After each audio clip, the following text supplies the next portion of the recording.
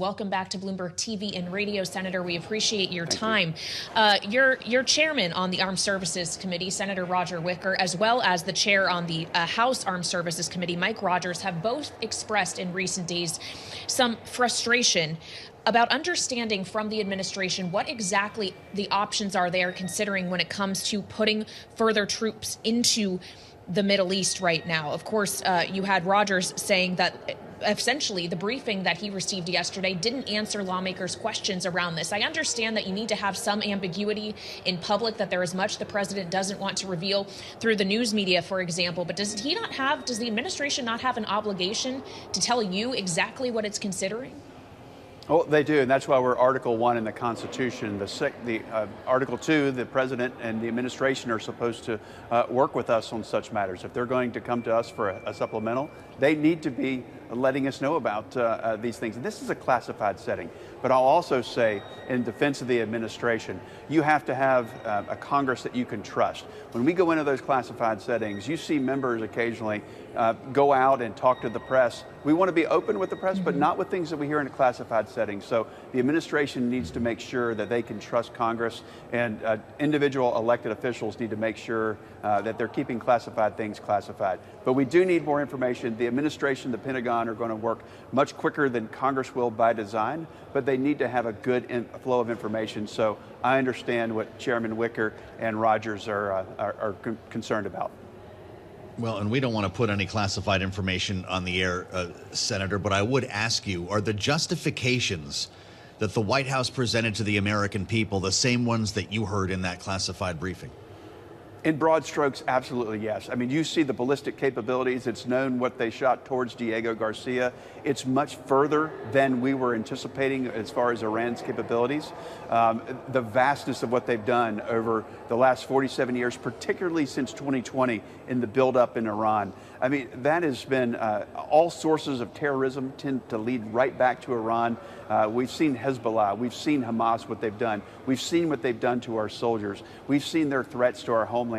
And when you take that capability with ballistic missiles that we've just recently seen and the whole world now knows about, plus their intent to enrich uranium to 90% levels, I mean, that is nuclear capability that not only could destroy Europe, it could destroy us as well. And so if you want a safer America, you need to have a defanged Iran. And that is certainly what the president's trying to do.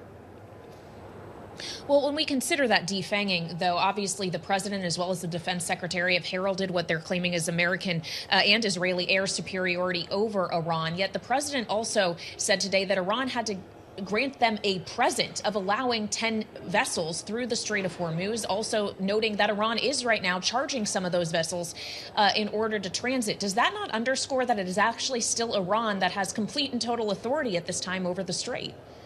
Well, I don't think so. When you look at our capabilities in the region, and yes, I mean, there is a geological issue when you've got a 24-mile wide strait and you've got essentially Iran that wraps around it. But when you see their geological advantage there, it pales in comparison to what we can do militarily. When you have the 11th Marine Expeditionary Unit on the way, you have America's 911 force and 82nd Airborne going there, that increases our option. I think it's going to cause Iran to step back and rethink if they want to preserve any semblance of their regime. And again, we can't have the hostile part. We don't want an enemy of America. If they want to be a great country of 90 million people and good for the region, good for themselves and not a threat to the United States, that's fine. But they need to come to the negotiating table in good faith, not this constant years-long deception that they've put forth. We have, when you go back to what Steve Witkoff has done to go over there to talk, they actually bragged about their nuclear capabilities and their enrichment. That's not the way you have a good negotiation. So I don't think they've been trustworthy partners at all in this, but we keep coming back to them. We're pausing. The president gave them a window of time to say, come to the table, let's talk about the next phase. And if they don't, it's going to be very hard on Iran.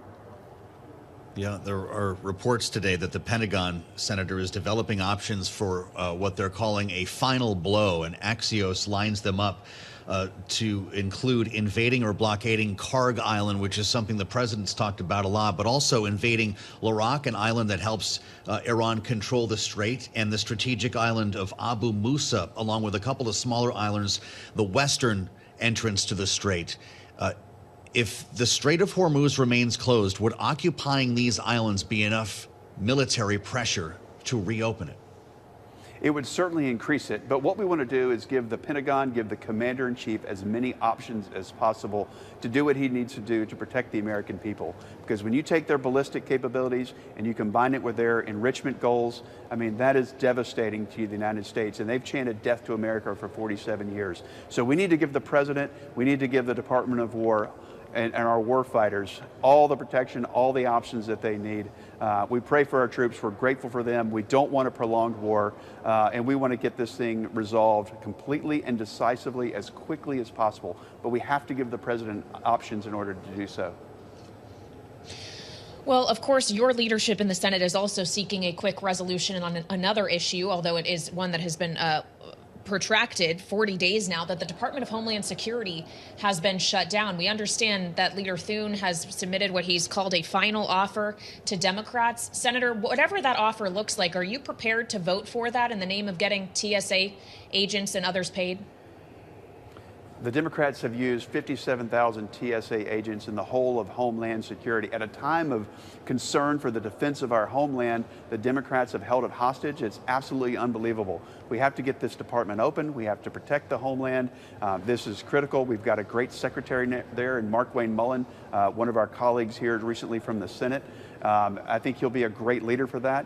But we have to get this open. We can't hold these people hostage.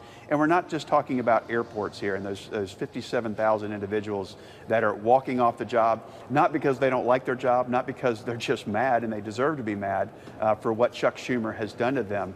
But these are people that can't afford gas to get to work. These are people that are sleeping in their cars. These are people that they can't afford food to get them through the week so that they can get to work without being paid. This is absolutely ridiculous. We have to open this up. The American people are fed up with what Chuck Schumer's doing here. It's unbelievable what they've done.